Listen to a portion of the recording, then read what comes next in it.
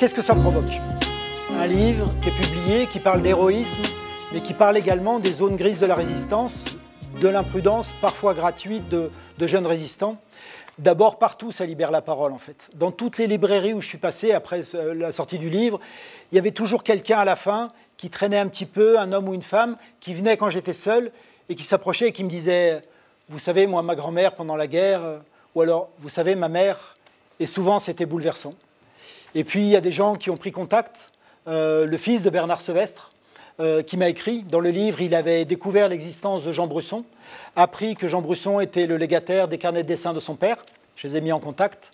Et puis, il y a l'une des arrière-petites-filles de Christian de Roquemorel, qui s'appelle Pia, qui m'a écrit, elle, sur Messenger, pour me dire « Je suis en train de lire votre livre, désolé de vous écrire là-dessus, c'est Cavalier. Je suis bouleversé, je découvre mon grand-père. » Avec Pia, on reste en contact. Aujourd'hui, c'est elle, régulièrement, qui me donne des nouvelles de sa grand-mère. Il y a également une femme qui m'a écrit. Elle m'a dit « Je suis ému en lisant votre livre, mon père encore plus, je crois, parce que son père, à lui, faisait partie du maquis Bir Hakeim. Et d'ailleurs, il a une photo qui pourrait beaucoup vous intéresser. » Alors, j'ai entendu qu'on m'envoie cette photo. Et puis, elle a fini par arriver un matin. Et sur la photo, on est au Mat Serret, en réalité. Et l'homme qui a un béret, qui est le deuxième en partant de la gauche, c'est grand-père, mon inconnu, quelques jours avant sa mort, en fait. Au dos de la photo, la légende, elle dit « Dans la cour du Mat Serret, en février 1944, avant l'attaque, où j'ai été blessé, et grand-père à mon côté, blessé à mort. » Il y a eu aussi un tweet du président de l'INRAP, l'Institut national de recherche archéologique, qui recommandait le livre, il l'avait bien aimé, mais ça se terminait par « pincement au cœur, Carmen Matteo est présentée comme une simple serveuse. » Alors Carmen Matteo, c'est la serveuse qui amène les saucisses purées dans le restaurant juste au moment où les policiers sont enlevés par Bir Hakeim. Moi, je ne savais pas qui était cette femme. Moi, mon sujet, c'était Bir Hakeim.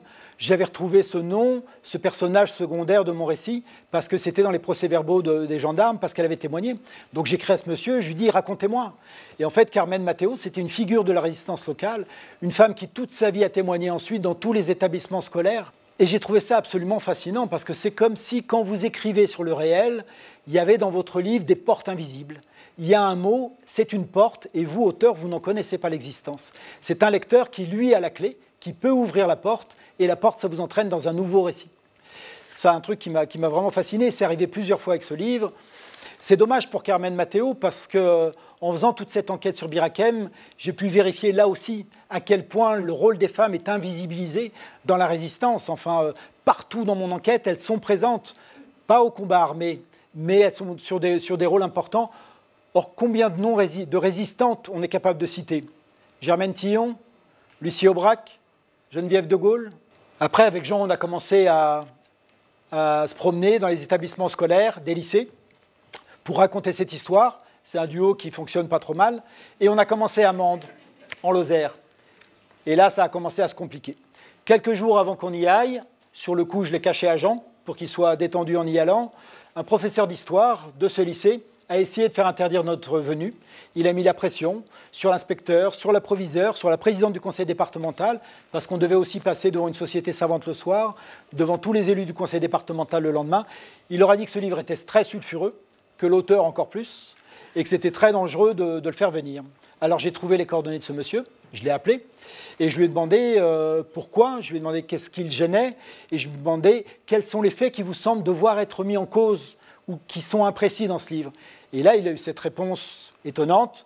Il m'a dit, alors je n'ai pas encore lu le livre, mais comprenez un livre qui s'appelle « Les imprudents », toute la presse en parle, c'est un ouvrage qu'on ne peut pas mettre entre les mains d'un public non averti.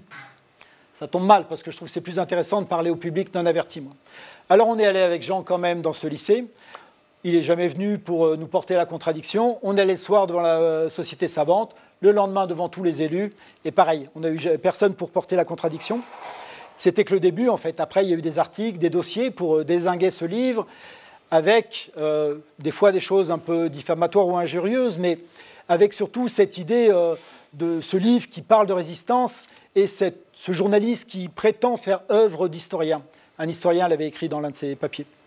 Alors moi, ce que je pense, c'est que ce qui est en jeu là, ça dépasse le livre, c'est à la fois 75 ans après, est-ce qu'on peut porter un petit peu de nuance au récit sur la guerre et sur la résistance, et puis par ailleurs la question de la légitimité.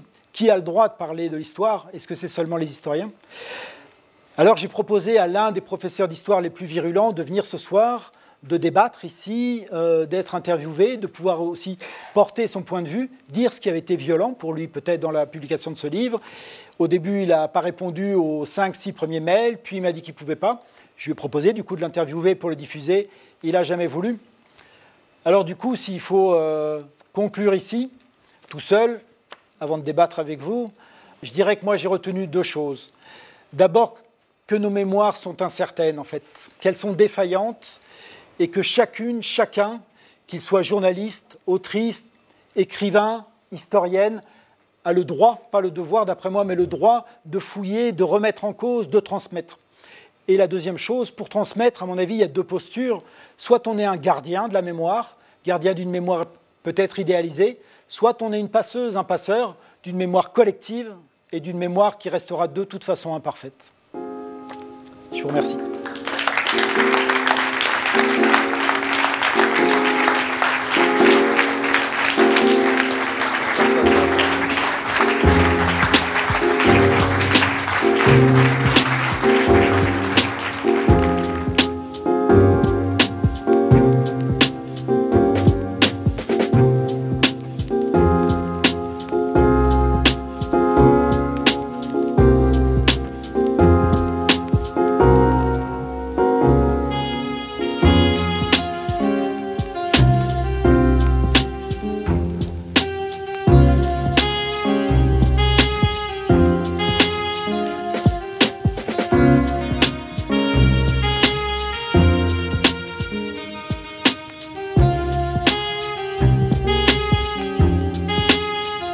Thank you.